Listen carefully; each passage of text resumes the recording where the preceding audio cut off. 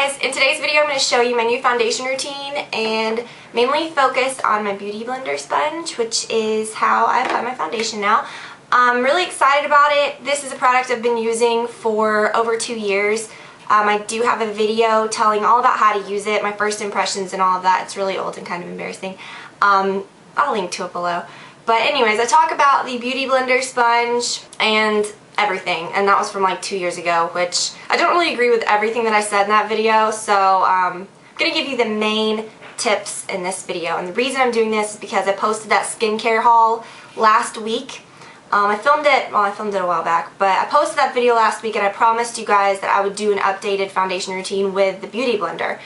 Because I did mention this kind of at some length in that video, which I didn't really even mean to do.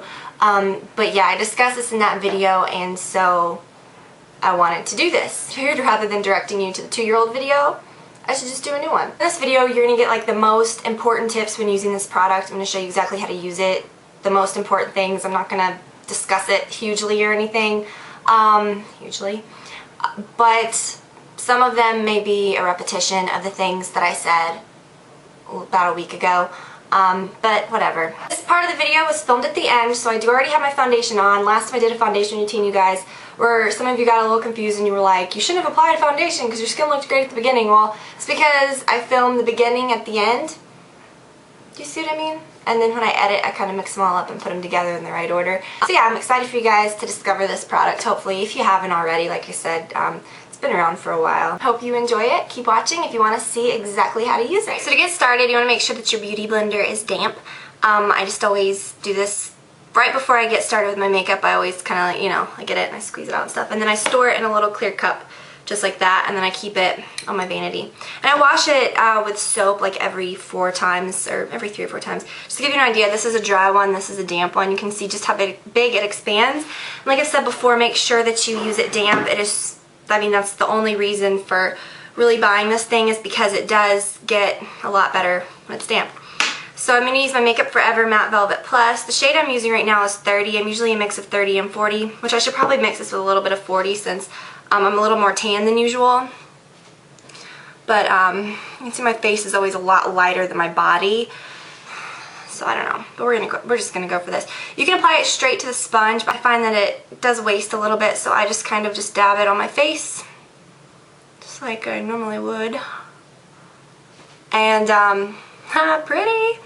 And then you just kind of dab it on. It's such a weird like feeling, and I really love the finish that the damp sponge gives this particular formula, because this is a heavier, more full coverage foundation, and it kind of makes it look a lot more natural. This makes any foundation look more natural.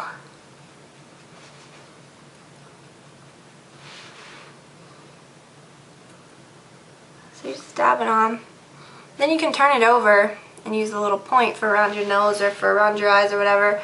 I don't really put foundation. I've already done my eyeshadow. I'm wearing pretty natural makeup today, but I'm not a big fan of using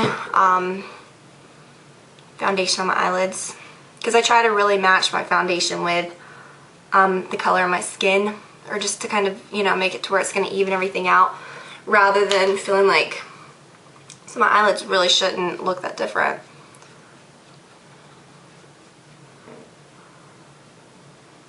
If I need a little more, I'll add a little bit.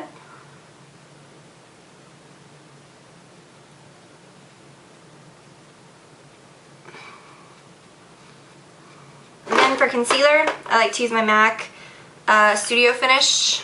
Usually that foundation is enough, but I do have a little bit left. I have a little bit of discoloration from breaking out a little bit, so I just kind of dab it on my finger. You can use a brush if you want, but I'm just lazy today and I don't want to. This is a lot quicker. And a little bit under my nose where I get a lot of redness this time of year, especially for because of my allergies. You can even use the tip of this if you want to, apply your concealer with that. Under my eyes, I either use my Garnier Skin Renew Eye Roller or my YSL Touch Clay. I guess that's how you pronounce it. And I'm just going to use that today.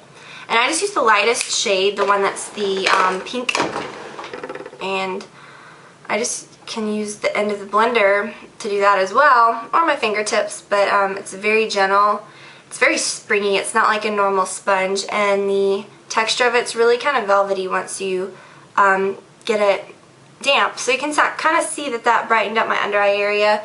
And like how you're supposed to dab concealer with your fingertips so you don't drag it around, this is really nice because you can just dab it like that, or you can rub it, but I like to dab it as I poke myself in the eye. Okay, so we are done. And then you can kind of hold it on its side if you want to just really make sure everything is blended nicely. And then I don't like to set it with a lot of powder, but I do like a little light dusting of something. I usually use my MAC Mineralized Skin Finish Natural. I really need to get some more of that. My other one's in my purse. So I'm just going to use my Guerlain Meteorites. This is the Mythic Parfait. It's not very shimmery at all, so that's good because I don't like a lot of shimmer on my face. I'm going to use the F25 from Sigma, and it's kind of shaped like the little Beauty Blender, which is thinny. So this is a really natural powder because I don't really like looking powdery. It just kind of sets everything.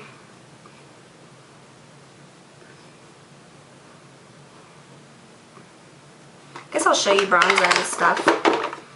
I mean, why not? I'm going to go ahead and use my NARS Laguna. I'm going to use this little paddly brush by Sigma. I don't have the, I don't know what the color or the number is. Just really lightly dust that on. A little bit right up my hairline. Kind of pull it down onto your forehead just slightly. And a little bit on my chin. Just whatever's left on the brush. You definitely don't want to re-dip and put any on your nose or on your chin. And fix your hair. I guess I'll use blush too. Why not? I'm going to use my Tarte blush today, the Doll Face, the Amazonian Clay, which is my favorite. And I'm actually just going to use a Sigma F50. I'll apply it like a lot softer. Alrighty. Done. So yeah, really natural finish. I love the Beauty Blender, and like I said, when I'm done with it, I just store it like this, and then it's ready for the next time. Sometimes the next day, it'll still be a little bit damp, and I'll use it, but it's definitely not as good as the first. Obviously, you need to dampen it every time, but if I'm lazy, sometimes I won't. But yeah, like I said, you might as well, if you're not going to dampen it, just go with something else, because it's not really going to make much of a difference. Lip stuff. We'll use this. This is my splurge lip product of my life. It's the Guerlain Blondie. It's a little fancy thing.